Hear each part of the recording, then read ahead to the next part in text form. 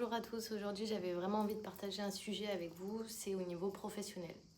Changer de voie, c'est pas simplement changer de métier. C'est souvent aussi accepter finalement de laisser derrière soi une partie de son identité. Qu'on ait fait des études, qu'on ait choisi cette direction et puis à un moment donné, plus rien ne va, on a envie de changer.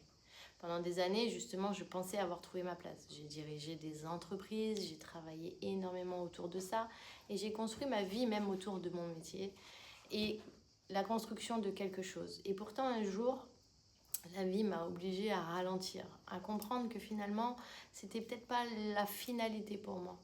Au début, je l'ai vécu vraiment comme un échec, un doute, on culpabilise et on se demande vraiment est-ce qu'on est capable de recommencer à zéro parce que ça peut impliquer des formations ou des changements complètement de structure. Et puis j'ai compris une chose, c'est que parfois on prend pour une fin juste un changement de direction. Et je n'ai pas changé de voie parce que tout allait bien.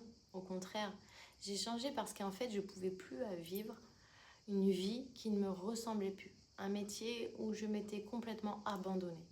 Aujourd'hui, j'accompagne des personnes qui sont dans le même cas, qui traversent exactement cette période. Non pas parce que j'ai toutes les réponses, mais parce que finalement, au fond, je connais ce vide et ce sentiment de vide, de perte de sens. Et aussi finalement parce que tout n'est pas noir et que la lumière vient au bout aussi du tunnel, celui de renaître aussi petit à petit.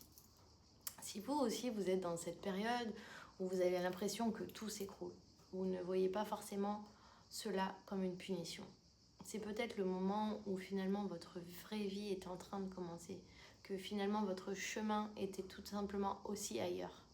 Le changement fait peur, bien évidemment. Et puis, on a tous des contraintes, que ce soit financières, familiales, etc. Mais rester dans une vie qui ne correspond plus, et bien finalement, souvent, ça fait encore bien plus peur que ce qu'on peut le penser. Je vous souhaite à tous une belle journée.